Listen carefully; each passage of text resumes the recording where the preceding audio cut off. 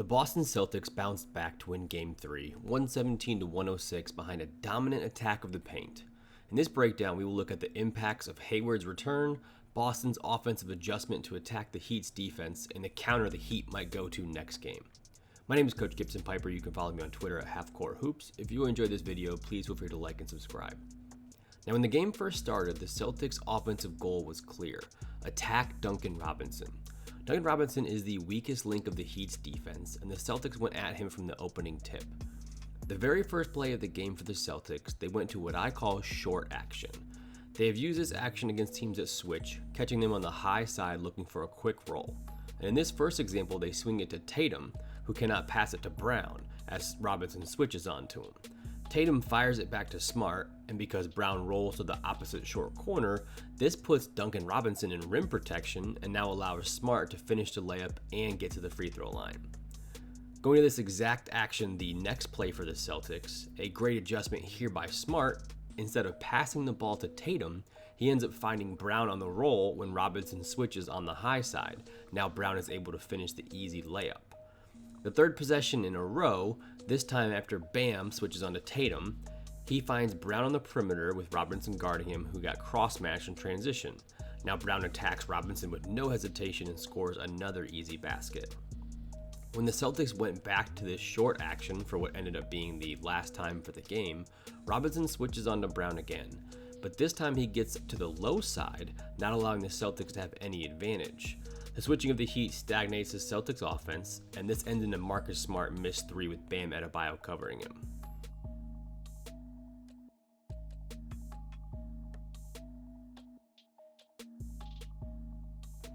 Now, another example here of the Celtics going to a dribble handoff in a pick and roll, especially with the knowledge that Bam is going to switch out on the guards on the perimeter.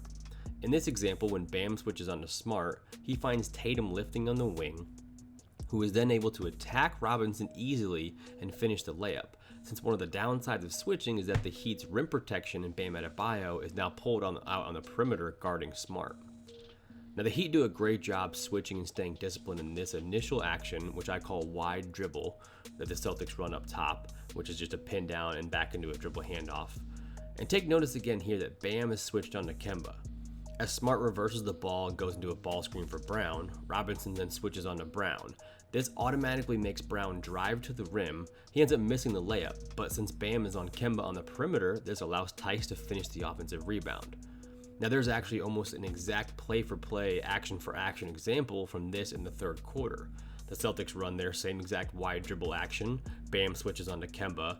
Smart drives Robinson, and then Tice ends up getting the offensive rebound.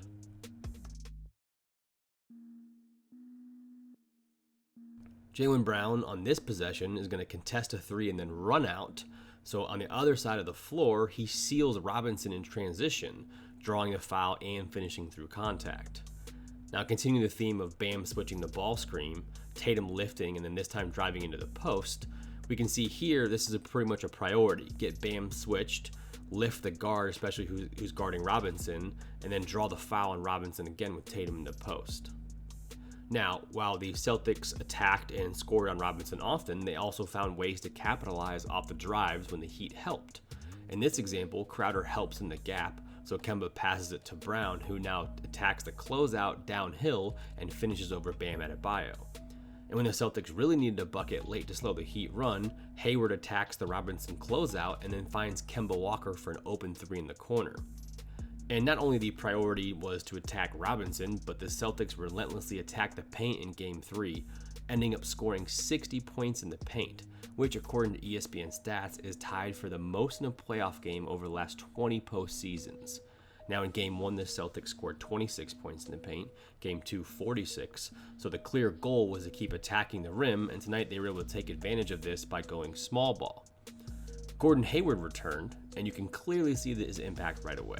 Although he only finished with 6 points, the ability to go small when he is in the game, and the Celtics can now use the lineup of Kemba, Smart, Tatum, Brown, and Hayward, it now combats the Miami Heat's four-guard lineup with Bam Adebayo at the 5.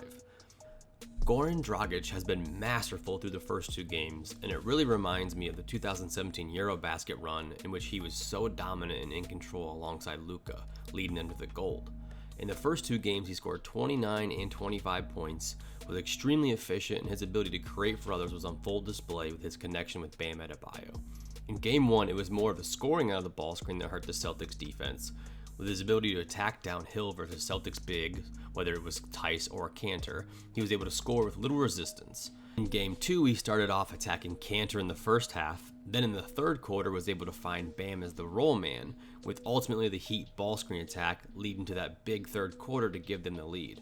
Let's look at some of those third quarter issues so we can see the impact Hayward will have on the Celtics defense. Now, Brad Stevens had the choice between Cantor, Grant Williams, or Robert Williams when Tice needed a break. Robert Williams is a little undisciplined, and he decided to go to Cantor because the first half he actually had a pretty good defensive first half, although it wasn't great defensive effort and the Heat missed shots. In the third quarter, the Heat decided to attack Cantor as much as they could in their ball screen and handoff game, and because of the Heat's three-point shooters, they were forced to stay at home on the weak side. Dragic finished the quarter scoring and eventually led into the fourth quarter as the Celtics still struggled to guard the ball screen. Now here you can see Stevens telling Tice from now on to switch. This move allowed Tice to switch onto Dragic.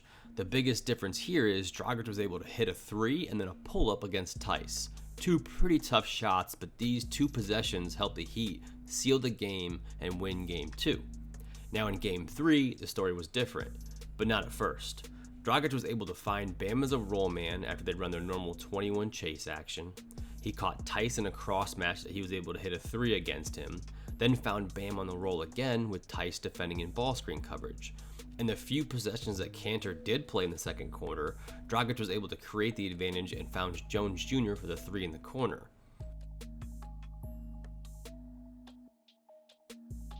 Now, Stevens decided to start smart on Dragic's game and move Kemba onto Crowder, trying to slow down the point of attack. This impacted Dragic's ability to get straight line drives, especially working against Kemba, and force him to work harder in the ball screen, but adding Hayward to the equation was enormous. Here we see the Celtics in normal sideline out of bounds defense, and they are in man-to-man. In every other circumstance, they were in zone and then switches to a man-to-man after the first pass inbounds. The reason for this was because of the Heat's back screen into a dribble handoff action, something I highlighted in last game's breakdown. This now allows the Celtics to seamlessly switch 1 through 4, and now Brown can use his length against Dragic, easily blocking this shot. In this step-up ball screen action, we can see Hayward is responsible for tagging Bam, and he is in great defensive position, ends up getting the steal and the turnover off of it. Another way the Celtics were able to slow down the Heat's ball screen attack was controlling the matchups to their advantage, by putting players like Tice and Cantor on non-shooters. We can see Cantor on Iguodala in this scenario, and then in the next two clips, Celtic moved Tice onto Crowder, and this allowed them to keep their best defenders in the main actions the Heat are running, whether that's the ball screens or dribble handoffs.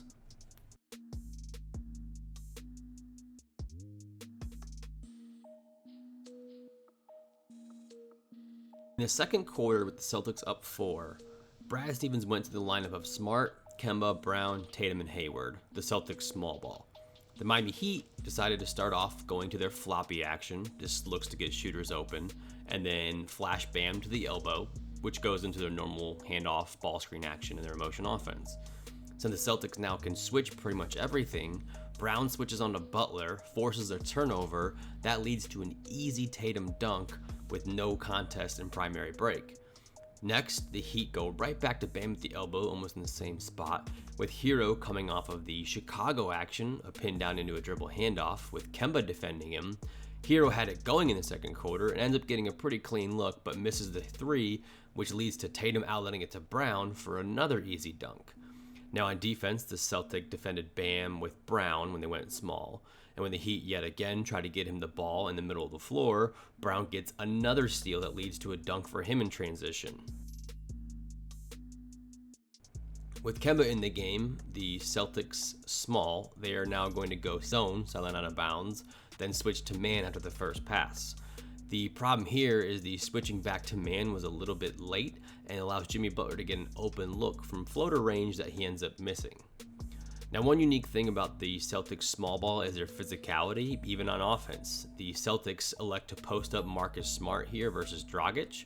He ends up finishing the layup through contact. The Celtics are now on a 9-0 run after going small. And in this scenario, this is a pretty smart move by Dragic. He gets Brown on the switch and then creates free throws for himself with the rip-through move on Jaylen Brown's extended arm. While I'm not a fan of this rule and foul calling in this manner, a smart move by Dragic to slow down the run.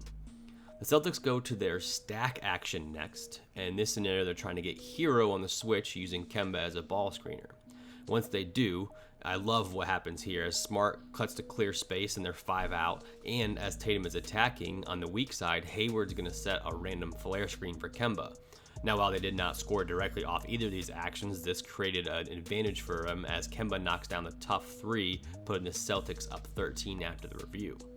This next possession shows the true value of playing small in my opinion, with Hayward being able to switch onto Dragic in the ball screen, and now the Heat cannot put any pressure on the Celtics defense.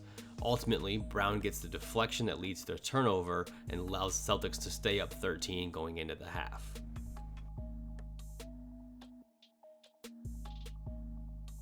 Now the Celtics did play smaller overall, which is a huge benefit of Hayward being back, but also going to Grant Williams at the 5. Although this was the move that Stevens went to when Tice got in foul trouble. Now the Heat went zone, and quickly we can see an advantage of being smaller, but especially if Grant Williams is going to hit threes. On the first possession, we can see this drive into the gap. Williams is in the corner and knocks down the 3. Then the next possession, we see a little cross screen low for him in the short corner, and he actually finishes over Bam Adebayo for a quick 5 points. The Celtics being able to use Grant Williams at the 5, Gordon Hayward at the 5, if you want to call it that, or just a small ball lineup in general, is extremely effective, especially for their offense. But one of the downsides to playing small is that there's some issues that Bam Adebayo is going to create with his size and skill. Also, Jimmy Butler had some success driving to the basket and attacking when the Celtics went small. The Heat were able to find some switches to attack players like Wanamaker and even Kemba at times, as well as Hayward in the role when they used Bam Adebayo to set the ball screen. Now, a good example of Bam's IQ is this late play in Game 3. He's able to go to the 2-man game with Robinson, and Robinson's gravity pulls all the attention of the 2 Celtics defenders on him, and Bam hits the Celtics with a fake dribble handoff for the easy layup. I look forward to seeing what the Heat do differently and adjust for Game 4. I look forward to doing more of these breakdowns. Thank you so much for watching. If you enjoyed it, please feel free to like and subscribe.